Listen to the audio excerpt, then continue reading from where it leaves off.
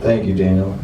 The next reader, page 72, is Andy. Give it up for Andy.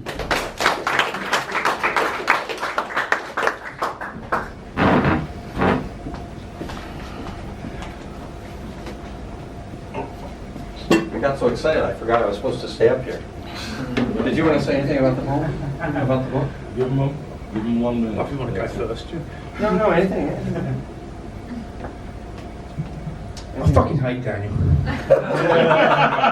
So ever since I met him, I feel like he's like hanging over my shoulder, judging me, waiting to say something about what I'm just about to do. And it might just be an image in my mind, but he's always fucking there. It's called paranoia.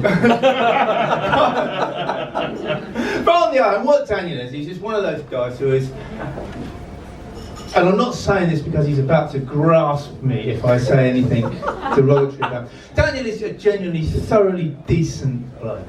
I think that's a very underrated attribute. And I also think when reading this book, it sounds like you're damning with faint praise, but it's not. The idea of the thoroughly decent man who writes the book about his experiences over a lived life is actually quite a privilege to read.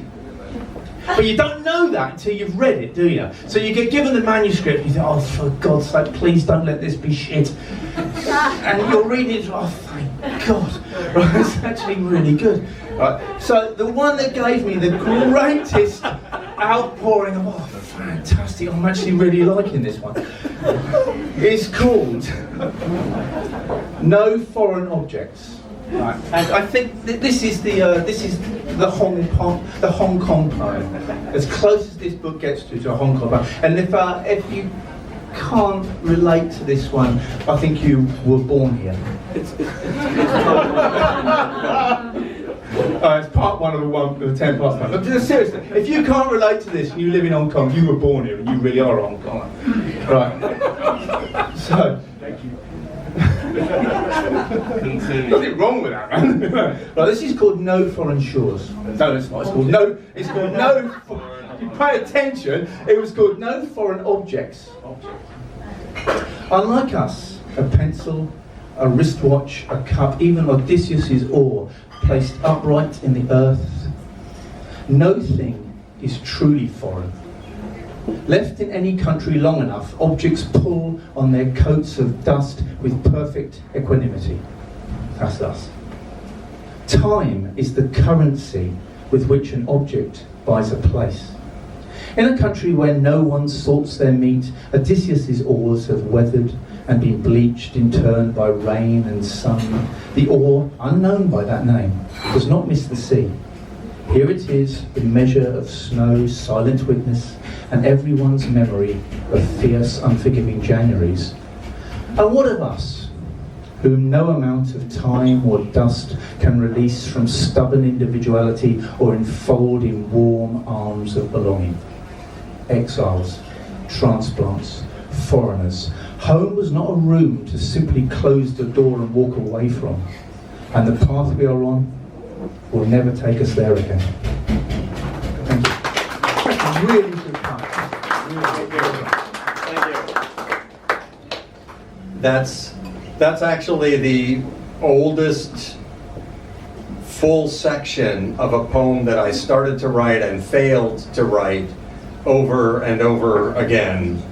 As Samuel Beckett would say, ever tried, ever failed, try again, fail better.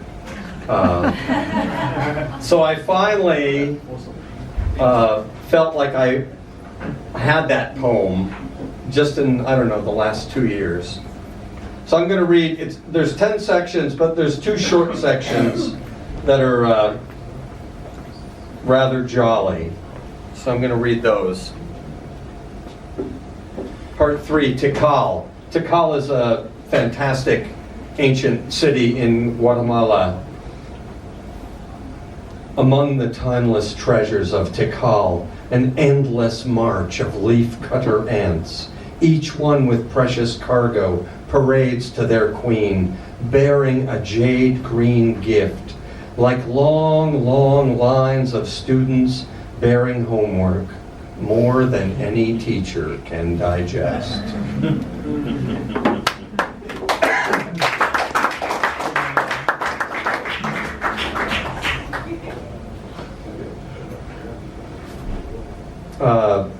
read section 6 and section 7.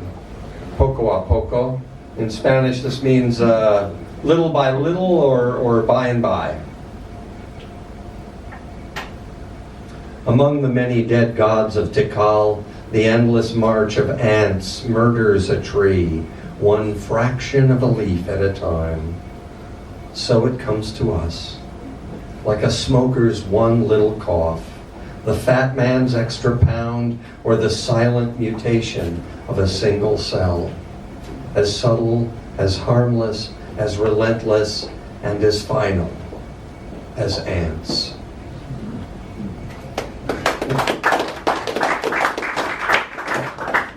Part 7, a list.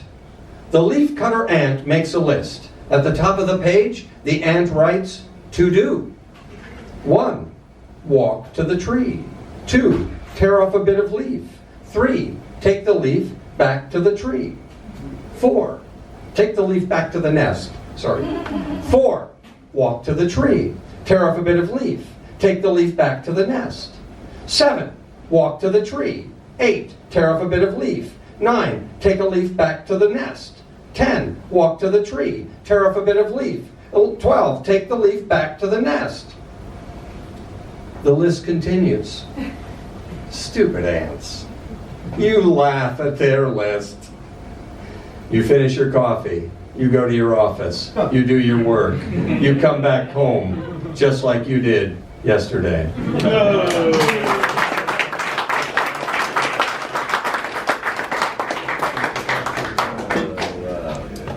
Yeah, so of course I didn't really understand what I was trying to do. I was just working kind of intuitively, but I eventually realized that I was trying to organize ideas about 3 societies, the ancient Maya and the modern humans and the ants. And within that, write about the nature of time. So, that's why it took me 35 fucking years to figure it out. Okay, I'm going to read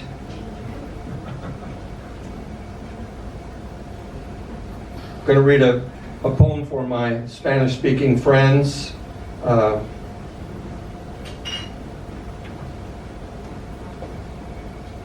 read 2 poems from Mexico City.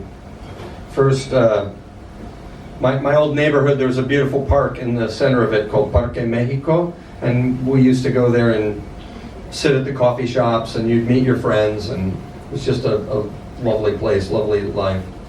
So this is written for my dear friend back there, Sven. Parque México. A man looks up from his reading at the afternoon joggers all a jog, the shirtless buff boys huffing and puffing, and the muscle boys muscling at the weight bench. We all are running from something.